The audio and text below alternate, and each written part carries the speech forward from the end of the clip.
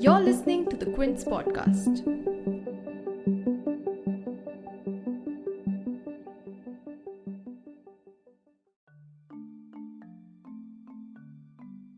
India is all set to begin the second phase of COVID-19 vaccinations from 1st March, and people above 60 years of age and those above 45 with co-morbidities are now eligible to get the vaccine. India will also become perhaps the largest country to allow vaccines to be purchased at private hospitals. According to an announcement made by Union Minister Prakash Javdekar on 24th February, the second phase will also include the involvement of the private sector. Anybody above 60 years, and that may not be less than 10 crore people in the country, and 45 plus with comorbidities will be given vaccines in 10,000 government medical facilities and also many private hospitals. Now, there are certain comorbidities classifications under which the over 45 age group are eligible, and the final list is yet to be released by the Health Ministry. But it is important to note that the second phase will also have a self-registration step, where vaccine beneficiaries will be required to download the Quint 2.0 app and register for the vaccination. However, there are several media reports which have stated that on-site registration at the centers will also be available. Undoubtedly, there are several questions regarding how the vaccine registration will work, what documents are required, can one just walk in and register for a vaccine, and how much will it cost?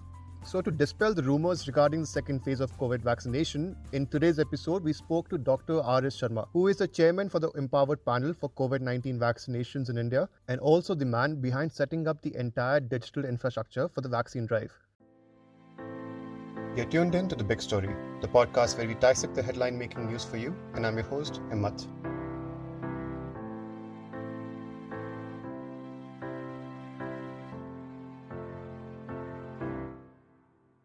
For today's episode, I will go through 4 basic questions which will help quell some doubts regarding the second phase. So first thing first, who is eligible and who is not? According to the Health Ministry, the second phase is for healthcare and frontline workers who are yet to be vaccinated. Also for anyone above the age of 60 and for people who are above the age of 45 with comorbidities. The Health Ministry has not yet released the exact classification of comorbidities and has stated that the list will be out in the coming days. However, in an interview with the Indian Express, AIIMS Director Randeep Guleria stated that people who have heart diseases, diabetes, underlying cancer, a disability which predisposes them to severe pneumonia, those who are on immunosuppressant steroids, and also post-transplantation patients will be eligible. Now coming to those who are not eligible for the vaccine. They include people who are below the age of 18, who are not yet allowed to receive the COVID-19 vaccine, pregnant and lactating mothers, people with allergic reactions to vaccines, pharmaceutical products, notable food allergies, and anyone who has reacted to a COVID-19 vaccine earlier.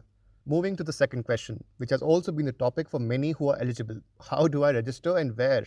As mentioned earlier, the center's Quint 2.0 platform will be used to register people for the vaccine. It was also used in the first phase where the government uploaded the details of beneficiaries in the Quint app and they further got information about the date and the site of the vaccination. So how do you register for the vaccine? Is the Quint app the only way?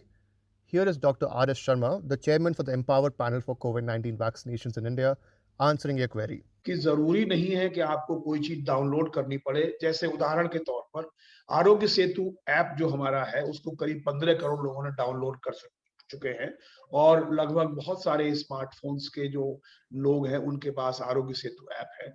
उस app के माध्यम से भी आप appointment ले सकेंगे, register कर सकेंगे। It is not compulsory to download any app. For example, the Arogya Setu app, which has been downloaded by around 15 crore people in India, you can self-register through it as well. उसी प्रकार से और भी जैसे common service centres हैं गांव के इलाकों में जो मतलब जन सेवा केंद्र हैं उनके माध्यम से आप अपॉइंटमेंट ले सकेंगे। अपने जो टेलीफोन करके कॉल सेंटर के माध्यम से भी आप ये काम कर सकेंगे। You can also book appointments at your local Jan Seva Kendra. You can also call and register for the vaccinations and book an appointment. और यहाँ तक कि कोई और व्यक्ति भी एप्लीकेशन बनाना चाहे इस प्रकार का तो वो भी बना सकता है। हमारा जो मुख्य व्यवस्था है वो व्यवस्था ये है कि एपीआई जिसको बोलते हैं उसके माध्यम से हमने एपीआई पब्लिश कर दिए हैं और भी लोग चाहेंगे तो इस प्रकार से अपॉइंटमेंट और शेड्यूलिंग के एप्लीकेशन बना सकते हैं। We have also publicized the APIs for the registration system so that if anyone else also wants to develop a better interface for the registration can do so. फिलहाल ये नहीं है कि आपको कोई चीज डाउनलोड करनी होगी। अगर आपके पास आरोग्य सेतु ऐप है तो आप उससे काम लगाइए, अगर नहीं है तब भी आप दूसरे की मदद से भी आप कर सकते हैं।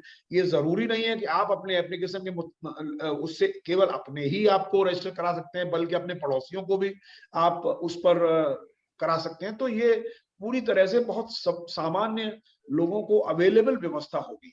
It is also not necessary that you can only register yourself for the vaccine in the app. You can also register your family members and neighbors as well. We have tried to make the registration process as simple as possible. According to the centre, inoculations in the second phase will be carried out in 10,000 government centres and over 20,000 private vaccination centres. Currently, there are two approved vaccines available in India, which are Bharat Biotech's Covaxin and Serum Institute's Covishield, and they will be made available in private centres as well. The good news in the second phase is that the vaccines are also available at private centres, which will help speed up the inoculations, especially in the wake of new strains being discovered and the sudden spike in cases across India, especially in Maharashtra.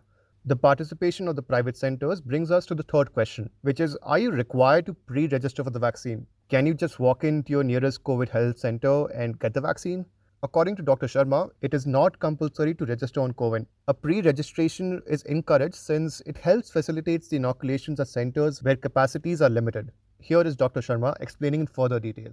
कि जरूरी नहीं है कि आप pre booking कराइए, आप चले जाइए वहां पे। चले जाने के बाद आप अपना कोई भी एक डॉक्यूमेंट ले जाइए, आधार तो सबके पास है आज, आधार ले जाइए और वहां जाके आधार में उम्र भी लिखी हुई है, आपकी तिथि लिखी हुई, तो वहां जाके आप अपना वैक्सीनेशन करा सकते हैं। It is not compulsory that you have to pre-register for the vaccine.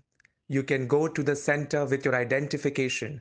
For example, your Aadhaar card which states your date of birth. तो ये उद्देश्य ये नहीं है कि प्री बुकिंग कंपलसरी है, बल्कि ये है एक प्रकार से प्री बुकिंग से आपको निश्चित हो जाएंगे कि आपको अमुक तिथि को अमुक केंद्र में निश्चित रूप से वैक्सीनेशन मिल जाएगा। The pre-booking will basically confirm that your appointment is confirmed and that you will be vaccinated.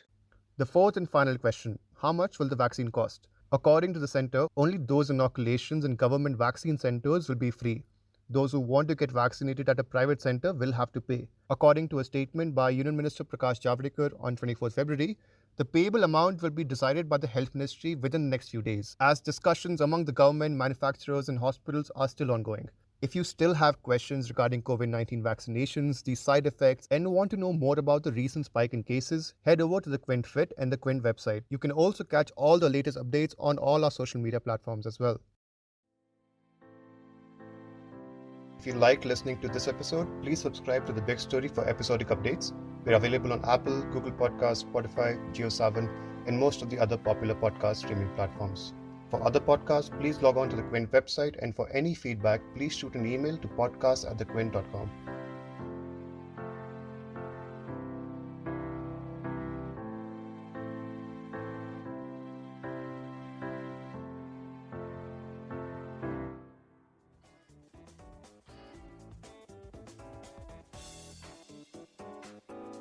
Thanks for listening. Log on to the Quint website and check out our other podcasts.